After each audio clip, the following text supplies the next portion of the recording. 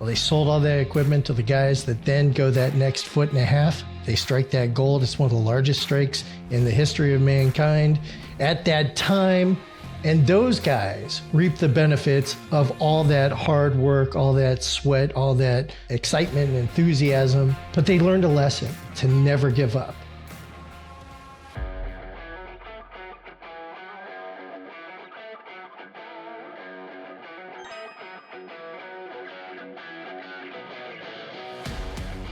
Welcome, everybody, to our second podcast, the Marketing Mind Fuel podcast. I am Bjorn Piltingsrud. I am with Andrew Saksa. We're both with Essential Engine. Andrew, you want to give a brief reintroduction for anyone who might have missed? I don't know why you would have, but anyone who might have missed episode 1 and is just joining for episode 2, go ahead and give a quick overview of yourself. You got it. I'm Andrew Saksa, VP Strategic Channels over here at Essential Engine. Fancy title meaning that my whole goal is to help you guys stay connected with your clients, generate more referrals for your business, more retention. And we are beyond excited about this being episode 2. Can you imagine anyone who didn't watch episode 1? Oh my gosh. What you did back in episode 1? I mean, that was borderline crazy. I was surprised. It might actually have been delisted from like YouTube after that. I don't know. I'm hopeful.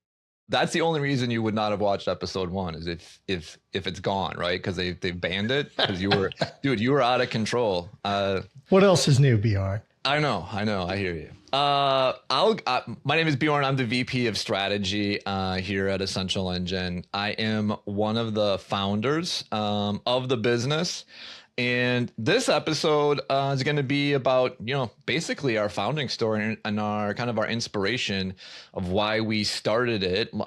We gave a brief introduction in episode 1 in all seriousness of ourselves, our personal journey and why we think personal marketing is so critically important. That's what Marketing Mind Fuel is about, doing the hard work every day, about staying connected with your clients. It's not about, big viral moments or big campaigns, right? It's the things that keep your business going from a marketing perspective every day. But we'll get into maybe our founding story. Are you good with that, Andrew? Absolutely. So like most businesses don't start with like a perfect business plan. We did have a business plan, believe it or not, but it wasn't perfect. And it definitely was not necessarily what we thought we were going to be doing exactly when we started.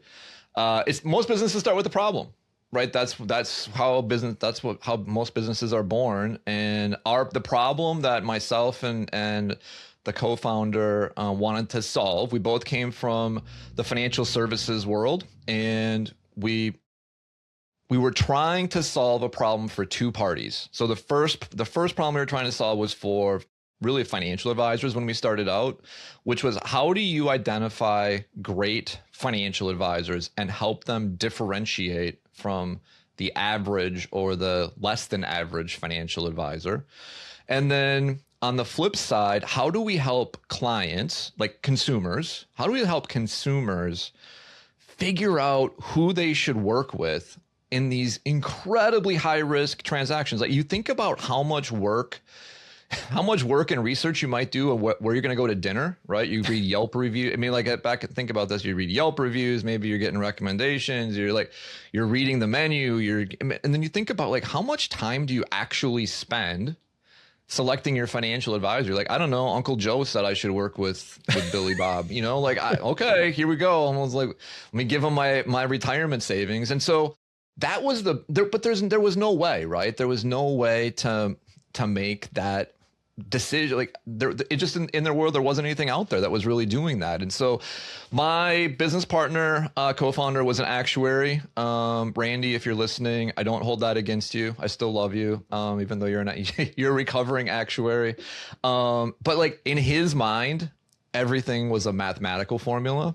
So the business was born on solving those problems, but really solving them from a mathematical perspective. And so everything that we do is quantitatively based. So when you think about research. So I was a marketing guy. My business partner was a recovering actuary and a marketing person, and so everything that we was quantitatively based, and we started doing with research, right? So the question or the answer to the problem was, how can we help these financial advisors? How could we help the consumers? It starts with like, well, we're going to do research, and we're not going to do qualitative research. We're going to try to do quantitative research, and we're going to try to quantify, and through surveys, the people whom we could identify as being really great. I want to make sure that everyone knows this is interesting, Andrew. I think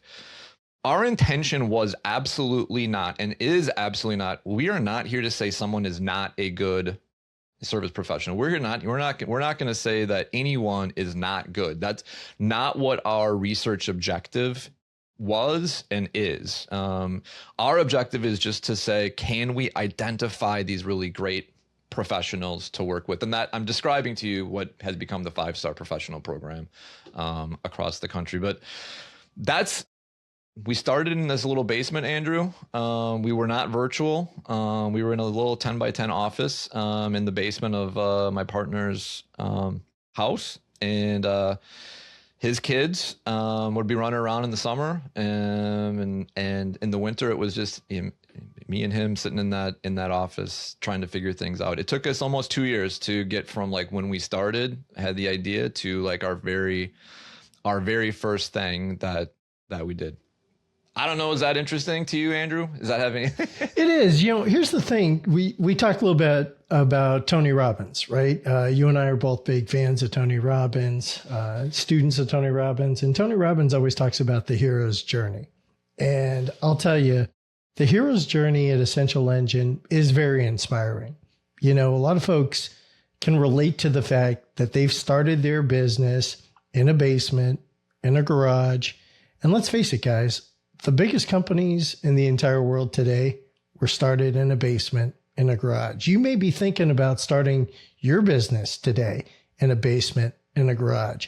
So to be able to hear a story of a company that for 25 years, and guys, look at the statistics of companies that have been around for 25 years.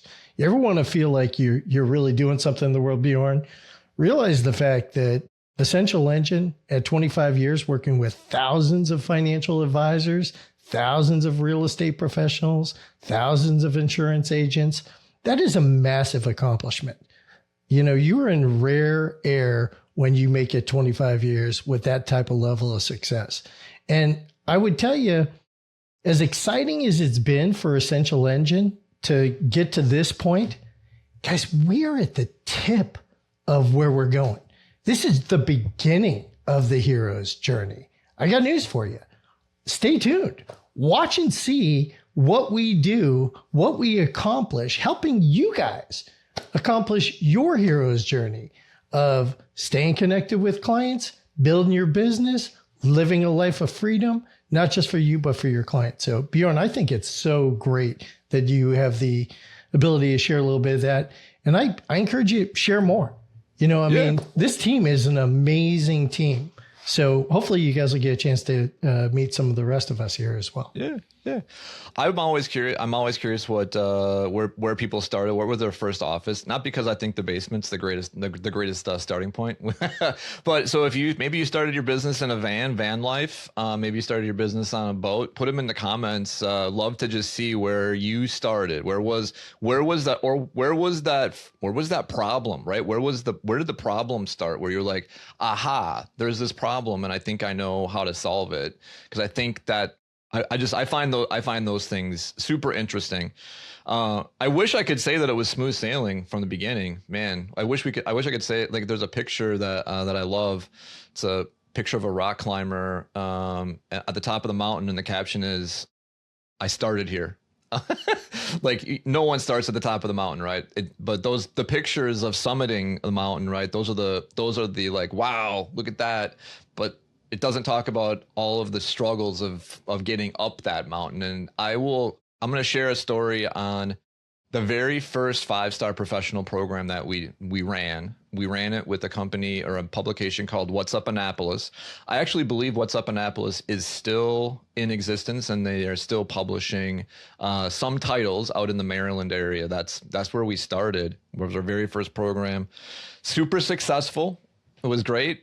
And then we were helping all of the real estate agents, because that was our first program. We actually, and I can give you that on why we actually pivoted to real estate instead of financial advisory. But that very first marketing program that we ran for those clients, right? They were all excited, and this is really unfortunate for me to say, but we didn't understand color balancing on our print publications. And so when we went to print everything, everyone was like super red. They looked like they had been suntanning on Mars. It was crazy. I felt terrible.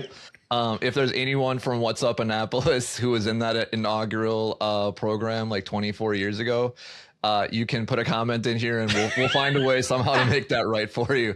I think we made it right. I think we reran it, but like that was the very first one, and it was like talk about an absolute. You think you've worked hard to generate this very first program, blood, sweat, and tears. And then you're excited because it's going to come out, and everyone's going to see what you've been working on, and then it comes out, and everybody looks completely sunburned. it was one of the worst things, just gut punch, right? And this is maybe a little bit on persistence and starting a business, right? And I get that. We didn't stop there. We did our second one. We thought, okay, well, let's do another one. And the second program we ran was in a publication called Northern Ohio Live, which I do not think is in existence anymore. But it's based in the Cleveland area. So if there's anyone from Cleveland tuning in, let us know if you remember Northern Ohio Live. Great publication. But again, like it wasn't a red washout issue. Everyone wasn't sunburned, but we didn't execute well because I think we were so worried about everything else. And so like that program didn't go well as well. So you're sitting in the batter's box. Andrew, you're a big baseball guy. You got Steve Garvey's jersey right behind me. There you go. Think about, you're like, okay, you've been working hard. You've gone through the entire season. You're in the batter's box in the World Series, and you're like, and now it's you're 0-2. you're like, what are we gonna do? So we were persistent, and obviously, eventually figured things out and got our systems and processes in place to make everything work the way it's supposed to. But man, that was those were some crazy dark times when the first two programs you run don't go as planned, and then you got to keep working. You got to keep pivoting. And I will say this, like, I'll relate it to marketing. Not every marketing program works, right? Like you throw a postcard campaign out there. I hear a lot of real estate agents like, I'm going to do a postcard campaign. Like, you're going to do one postcard campaign. Like that's going to be challenging, because if something goes wrong, if it lands on, if the postcard hits the mailbox on a day when some news event is going on, like, you're not going to get airtime. And so that fundamentally, I tell those stories about persistence and sticking to it, because that's, at the end of the day, that's what marketing is. You have to stick to it, because if you're just looking for the next flash in the pan, man, you're going to be chasing that thing, that magic bullet. You're going to be chasing that thing over and over and over again, because it doesn't exist. The real key, right, is being persistent at it, staying with it, sticking to it, stay the course, stay the plan, stay with the plan, trust the process, right? However it is that you want to say it. But that's the part of marketing. That's how marketing works. And I had to live that through those very first two programs that did not go well. Anything ever, I know you've been super successful, so you probably don't ever have any failures or any examples of that, but so maybe you're like, Bjorn, man, I feel bad for you. Never happened to me. I love that story. That is such a great story. And I love the fact that story comes at the very beginning of this, the company, right? I mean, holy cow. How many people at that point in time say, maybe this isn't for me. Maybe I just made a mistake. Maybe I'm just going to go back to do whatever. But that's not you. That's not Essential Engine. That's not me. we all have that moment where you look at it and you think to yourself, oh my gosh, what am I doing? I feel like I've been banging my head against the wall for a year, 2 years. I'm doing everything that everybody tells me that I'm supposed to do. And man, it's not clicking. But guys, I'm a big Think and Grow Rich guy. So I don't know if you guys have ever read the book, Think and Grow Rich. If you haven't, oh my God, stop everything that you're doing other than finish this podcast and then go get yourself Think and Grow Rich. Because I'll tell you, some of the lessons that book teaches you is persistence, just like Bjorn said.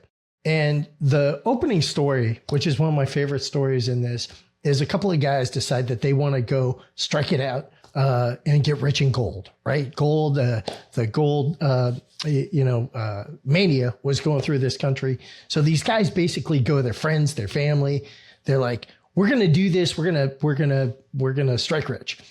And lo and behold, they do. Oh my gosh, right there, right out of the gate. Right, they hit some gold, they get some success, they go back home to the East Coast, they go tell all their friends and family, look, you guys got to put all your money into this, trust us, we're onto something. And of course, what happens? They do the suntan episode or magazine print, right? Mm-hmm. Mm-hmm. And oh my gosh, now what are they going to do? They're so close to striking gold, but they can't make it, right? So what do they have to do? They have to sell everything for pennies on the dollar. They go back to the East Coast with their tail between their legs, all that stuff. And guys, when they sold all of their equipment, what happened? Well, they sold all that equipment to the guys that then go that next foot and a half. They strike that gold. It's one of the largest strikes in the history of mankind at that time. And those guys reap the benefits of all that hard work, all that sweat, all that excitement and enthusiasm. But they learned a lesson, right? What was the lesson that they learned? They learned to never give up. And that guy goes on to become one of the all-time great salespeople for the insurance industry because he learned the lesson, I'm never going to give up. I'm never going to take a no. I'm just going to push through. So I just challenge everybody that's on this call today, where are you at in that moment in time? Have you been, again, we know Cody Askins. I'll give Cody a little shout out here, 8% Nation, a shout out. Reason why I'm going to do that is because Cody's whole business is predicated on the fact that 92% of agents, 92% of insurance agents don't make it their first 3 years. 8% of insurance agents make it past that 3 years. Oh my gosh, guys, if you make it into that third year, all of a sudden the miracles start happening, right? All that effort, all that persistence, all that hard work that you put in, you start to receive the fruits of that labor. So when I think about the persistence story, and I love that story, Bjorn, because that really is the story that we all have. How do you find inspiration in your day-to-day life to get up, do push-ups, start your day, dust off everything that happened yesterday, and say to yourself, I'm going to hit my goals? Guys, I would tell you, one of the keys to my success, if there is a success story here to be shared, it really comes down. Everyone should listen. This is it. This is, wow, here we go. Because you are very successful. So I'm taking notes. Here we go. This is the end of the podcast, right? I'm just going to share all my wisdom right here. It's write down your goals. Guys, put down your goals. Bjorn, when you started the business, I'm sure with that game plan, you guys had goals that you wrote down, right? Yep. What were some of the goals that you originally wrote down when you guys were starting the business? So we wanted to have 5 programs running in year 1. And then it became, 5 programs, and it became a revenue number in year 2. And then it became a program number in year 3, if I'm remembering. And I love writing down goals, but I also love writing down like what you're going to get from the goal. And so because I'm looking for that carrot. So the carrot that my business partner and I had, and I'll just be honest, we did not achieve it. So neither one of us got it. But we said, this was back in the day, we said we're going to go get each going to buy an RX-8, a Mazda RX-8. If we could achieve the goal after 3 years, we were going to, that was what we said, okay, if we can do these things, we're going to go get that Mazda RX-8. We didn't hit that 3-year goal, but that's okay. But we kept going. But we definitely had our eye on that prize. We definitely had our eye on that objective. That's awesome. When did you get the RX-8? Did you ever get the RX-8? I still don't have enough. Yeah, don't have. They stopped making the RX. Oh man, I'm gonna go get an old RX-8 for you, man. All right. So I love that though. You know, again, to have that goal written down and then to not reward yourself with the goal. Bjorn knows I do this every single time. He knows what my weekly goals, my monthly goals, my quarterly goals, my year-end goal, my 5-year goals. We share these things. And I think it's so important that you share your goals with an accountability partner that will hold your feet to the fire and celebrate when you hit the goals. Because guys, I mean, that really is what we're doing this stuff for, right? I mean, yes, of course, obviously, our first and foremost goal is to be able to help our clients achieve their goals, right? I mean, hopefully that's where your head is. It's not you first, it's your client first. I know that's where our head is. Our servant attitude's always been that way. But man, it is so much fun when you get to share the moment. And it's also really great to have somebody that says, hey, you know, maybe didn't quite get to 100% of your goal, but look what we did get. Mm-hmm.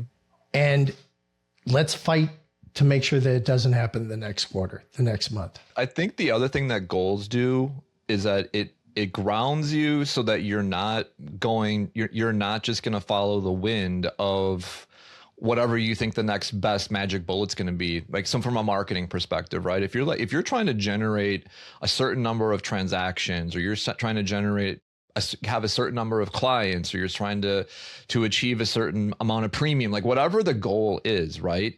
Then you got to think back, okay, so how am I going to achieve that goal? And inevitably, some of that's going to be marketing. In fact, I'd argue probably 70% was going to start with, do you have a good marketing program that's going to help you get to that goal?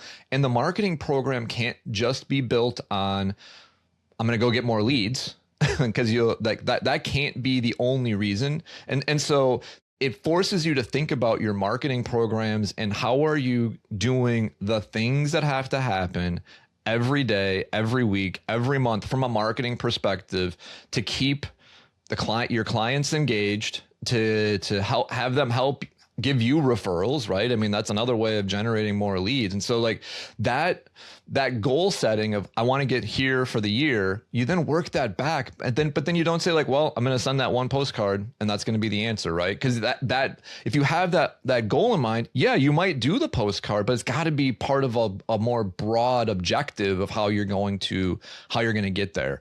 And that is what Essential Engine is all about. And I want to talk a little bit just quickly about how we moved from doing these programs in these cities, which is the 5-star real estate agent award or the 5-star wealth manager award or what have you, to Essential Engine. Because we did change our name in 2021. We were known as 5-star professional. That was the core of the business. But the business had been evolving. I mean, we were 20 years old, 19 years old or whatever. And like over the 19 years, I think we had done a good job of really figuring out that initial business problem we were solving, right? Which was, how do we help differentiate really good advisors, really good real estate agents, et cetera, from their competition? Not that the people who don't win the award are not good, because they may indeed be. We just can't say that from a mathematical perspective, which is what our objective is.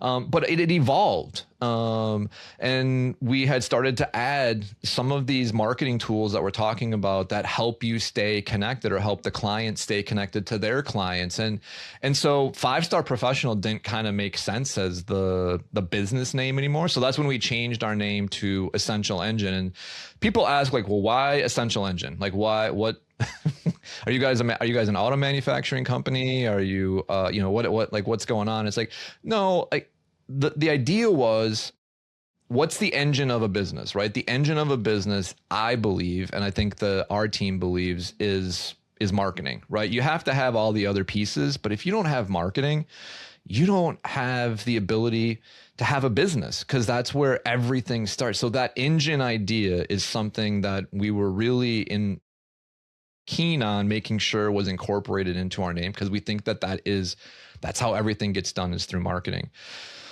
The essential side, right? That's being consistent. That's, you have to do it. You have to keep doing it. It can't be a one-off, right? So like the idea is that the words essential and the word engine kind of work together to talk about something that's running consistently in the background, like the engine of your car. You don't necessarily know it's always there, but it's always running, so that when you need to push the gas pedal, the engine responds, right? When you need to generate some more business, or when you need to have better conversations with clients, your marketing is on, it's ready to go, it's working for you every single day. And I think it captures what we are doing. Now, there's a lot of things that I haven't covered, or we haven't covered, regarding how we do that, the how behind Essential Engine, and all the tools that Essential Engine has. But I was kind of just giving the idea, giving the background, right, on why we call it Essential Engine, and that's kind of our objective. Our approach is different, so I'll just be quite honestly, like, our approach is different. We're all about creating real personal connections. We're not going to divulge our marketing success formula today, Andrew, that A plus A equals T, which is our marketing success formula. If you want to know it before we talk about it on the next podcast, please feel free to shoot us a LinkedIn, and we'll give you the secret sauce on that. But it is different, right?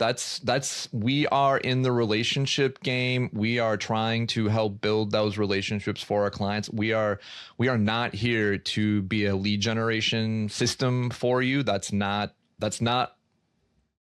all we do. We definitely have some lead generation options, but like, we are here to help your business run better through marketing. So, Andrew, I think we've reached that point in time. You know that point in time that I'm talking about. Oh yeah. It's the Saksa's 70 seconds of selling.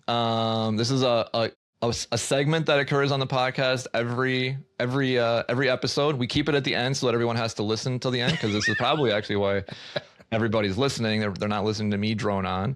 Last time, I'll remind you, your 70 seconds went to 80 seconds, and I did not stop you. I didn't put the brakes on. I didn't mute you. And I'll ask you to try to get to 70. You keep your 70 seconds, and I'm not going to mute you yet, but it's coming. So not this episode if you go over, but maybe in the future we'll just shut it down. But anyways, Are you ready for your 70 seconds? I got 70 seconds on the clock. Ready, set, go, Andrew. All right, guys, you've heard it before that really when it comes to being success at sales, it's the follow-up, right? Everybody knows it, but let's get into the statistics to back it up. What percentage of sales are made on that first initial closing call? And the answer is on average 2%. 2%.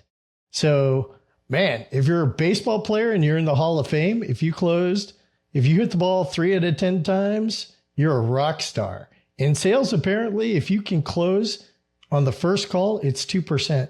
So where does all the success come from? It comes from the follow-up. And just like Bjorn said, you got to be persistent in your follow-up, and you got to make sure that you make that follow-up. Because guys, 80% of your sales comes from the 5th through the 12th time that you follow up with that client. So here's my 70-second wrap up. Follow up with your client. Find a system that helps you follow up with that client so you're top of mind and present, and you will have great success in sales. That's awesome. I think you were right on, according to my stopwatch. So congrats, man. I was watching the clock. I was trying, man. Yeah, you did a good job. Congrats. Keep improving 1%. If we can just keep improving by 1% every day, right? Yeah, for sure. Well, I'll just recap. Maybe I'll do a quick recap here. We gave the origin story about 5-Star Professional, which became Essential Engine. I think we talked about the problem that we were trying to solve through research, through our quantitative process for 5-Star. I think we've talked a little bit about the relationship side of the business, and how staying regular and consistent in your marketing as part of your keys to success is critical. Talked about persistence, and not giving up on that first failure or the 10th failure or what have you.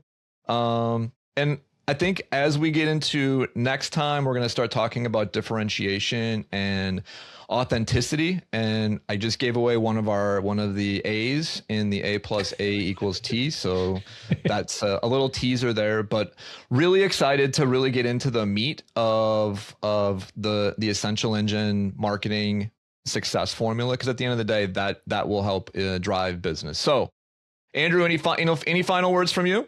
Bjorn, I'm excited that we've fixed our problem here with not having people have that sunburn on their magazine. Yep. That was a great story. I love the origin story of starting in the basement and 25 years later working with tens of thousands of financial advisors and real estate professionals and insurance agents. And I'm just so excited for the next 25 years. This next 25 years of this journey is going to be absolutely historic. So grateful to everybody. Keep following us. Please share us, please. And thank you all. All right. Well, thank you. We will catch you on the next one. This is Bjorn. I'm out. Bye, Bjorn. This is Andrew. Have a great day, guys. Thank you for listening to Marketing Mind Fuel. Hit follow so you never miss a conversation built to help you propel your relationships, your authority, and your long-term business growth. To learn more about 5-Star Professional and Essential Engine, visit essentialengine.com. Connect with Bjorn and Andrew on LinkedIn for more relationship-driven marketing insights. Until next time, stay connected, stay visible, and keep building trust. The opinions voiced in this podcast are for general information only and are not intended to provide specific advice or recommendations for any individual. To determine which strategies or investments may be suitable for you, consult the appropriate qualified professional before making a decision.